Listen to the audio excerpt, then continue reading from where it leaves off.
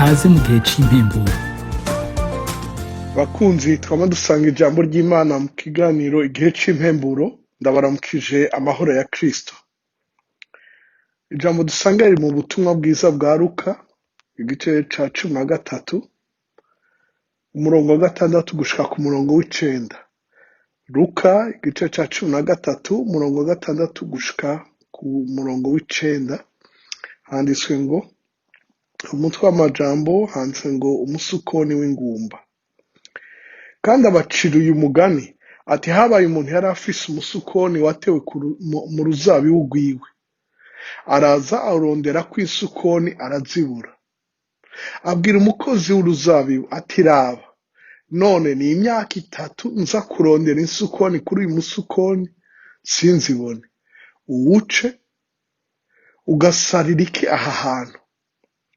Nawe aramwishura ati enda mugenzi, ureke uyu mwaka nawo ndaworohereze ndawutabirire, hanyuma niwama isukoni bizoba ari vyiza, ariko nutama uzowuca.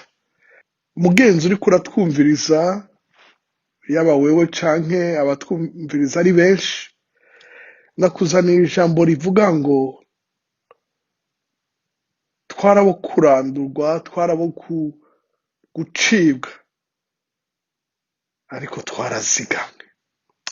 Imana ishimwe cane. Uvyibarire, uvyibutse n'abandi. Aha uyu mugani Yesu yawuciye ahejeje kuvuga inkuru y'abantu bari bishwe na Pilato. Uravye ku murongo wa mbere gushika kwa 5 avuga ngo ico gihe abantu bari aho bamwiganira ivy'abanyagalilaya, abo Pilato yavanganije amaraso yabo n'ibimazi vyabo. Arababaza ati mbega mwiyumvire ko abo banyagalilaya barusha abandi banyagalilaya kuba abanyavyaha kuko bagizwe batyo? Ndababwire siko biri, ariko nimutihana namwe muzohona mutyo mwese. Canke babandi 18 abo umutara muremure w'amatafari w'Isilowamu wahomvokeyeko ukabica, mwiyumvire ko barusha abandi b'i Yerusalemu bose kuba abanyabicumuro? Ndababwire siko biri, ariko nimutihana namwe muzohona mutyo mwese. Yariko arabibutsa imbabazi z'Imana, ariko arabibutsa ko namba bakiriho Imana arihanganye. Mukundwa, Imana ishimwe ku bwa Yesu Kristo yaduhagarariye. Nye n'umuzabibu, nye n'umusukoni, yarafise uburenganzira bwo kuza akishuza ikintu cose kuri twebwe, ariko asanga ubuzima bw'ubugumba ntaco dushikako, ntaco tumaze. Twaremewe kugira ico tumumariye, ariko dusanga ntaco tumaze, asanga ntaco tumaze. Yesu araza nk'umukozi w'uruzabibu, yemera kudukorera, yinginganye n'umurima, yinginganye n'umuzabibu, yinginganye n'umusukoni, ati ihangane ndaworohereze ndawutabirire. Yo, Imana ishimwe cane. Imana ishimwe kubw'ibitabizo Yesu yazanye. Yatuzaniye amaraso yiwe, ashirayo amaraso yiwe akurayo umuvumo. Umuvumo wasizwe na Adamu wa mbere. Ashirayo amaraso yiwe, ntiyaja kurondera utundi tuntu amase ibindi. Yatanze amaraso yiwe aradutabirira. Uyu mugani yawuciye agira apfe, adusabira ngo Imana yihangane. Abiga ivya teoloji baravuga ko Yohana yari amaze nk'imyaka 3 yigisha ngo bihane, ariko banse. Ico catuma avuga ngo imyaka 3 nta kiraba. Ariko Yesu aravuga ngo rindira, kuko yarazi ko ico agira akore hari ikintu kizovamo. Imana ishimwe kubw'ibitabizo vy'amaraso ya Yesu Kristo. Imana ishimwe kubw'amazi ya mpwemu yera. Imana ishimwe kubw'ubugingo Yesu yatuzaniye, ubugingo bwiwe yemeye gushira hasi, yemeye kumanura ashira mu ivu. Wa wundi yarafise ishusho y'Imana, wa wundi yarasangiwe ubumana na se, yemera kubisiga, yisigaza ubusa, yihindura umugurano, yihindura umuja, yihindura ukorera abandi, kugira ngo muri we dushobore kwama.